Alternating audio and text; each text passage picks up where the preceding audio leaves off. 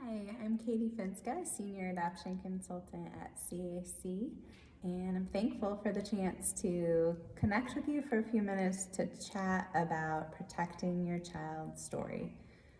Man, guys, this is so important. It's hard to convey just how important this is. Please take it seriously. Right now, your little one might be extremely little, or maybe you're still waiting. And so it might seem like this is just kind of a far off issue that you don't need to think about. But here's the thing, what you share now matters and will continue to matter throughout your child's life. So I challenge you to take this seriously, even now. If you're not sure if this is something that is important, please don't just take my word for it as an adoptive mom. Go to adult adoptees and listen to their voices. This should really be the case in every aspect of adoption, that we are consulting adoptees as they know firsthand what it's like to be adopted. We do not.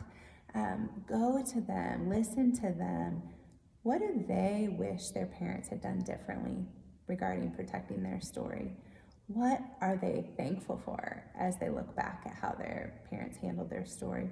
What is on their heart for you as they speak to you via social media or in person as an adoptee? What do they want you to get about this? So learn from them, humbly seek out their voices. A couple things I can share from my own perspective, first of all, is just that this can be hard. It feels uncomfortable to be asked questions. If you've adopted across racial lines, you're going to get a lot more questions all the time. So be prepared. You need to be okay with that because it's coming. And you need to be prepared, whether you've adopted across racial lines or not, to say the words, "That's a part of my child's story."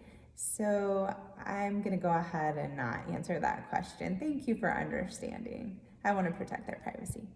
It's okay for you to say that. In fact, it's not just okay, it is necessary and it's a must if you are going to honor your child by keeping their story theirs instead of the world's. These things are going to come up in small ways and in big ways. I remember when we brought our son home, we were asked a million questions. How old is his mom? Why did she place him for adoption? Does she use drugs? Does she not have money to raise him? I mean, the questions are just, they can be totally invasive. Questions that nobody would go and ask you if you were pregnant. They wouldn't be saying, "Are you using drugs right now?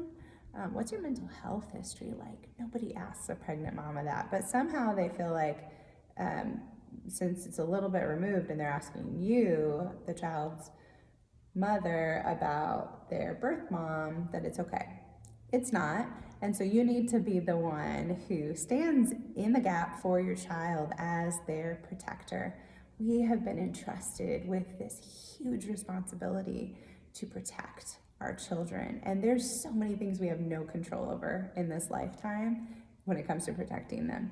But we do have control over what aspects of their story we share or don't share. It's so much easier to fill things in as time goes on if our child says, "Yeah, I'm okay having that shared," than it is to double back and try and take back some of the things that you shared that were not helpful to be shared.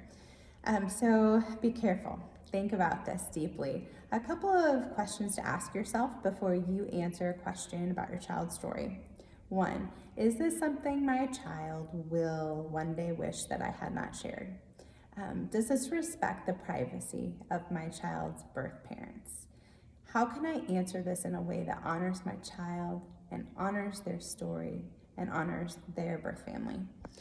If my child's old enough to understand, is this a question I have asked them if they're okay with me answering? Have I prayed about this? Have I asked the Lord for wisdom to guide me as I am answering questions? Here's some things I recommend you just do not share at all. Why your child's birth parent chose to place them for adoption. the circumstances surrounding your child's birth mom's pregnancy, the health of your child's birth mom, mental health, physical health, any addictions, her financial status. All of those things do not need to be shared, or should probably not be shared. Things about your child's health when they were first born, especially related to things directly connected to their birth mom, like a toxicology report. Pictures of your child's birth parents' faces, especially if they have not given permission for you to share those. Those are some guiding things that I would encourage you to think about and ask yourself. Again, these things matter, and one day your child is going to be old enough to care about what you've done to protect their story. Here's the thing, as Christians, we want to testify to what the Lord has done. In adoption, we just know that this is not about us. We could not make this happen. He somehow, in his mysterious providence, works good out of bad, works beauty out of brokenness. All of those things we want to praise him for, give him glory for, testify to. But we need to always do it in a way that is showing love to our child and to their birth family by respecting their story. So I challenge you, I challenge myself, let's do all that we can to protect our children, to protect their story, because this really does matter.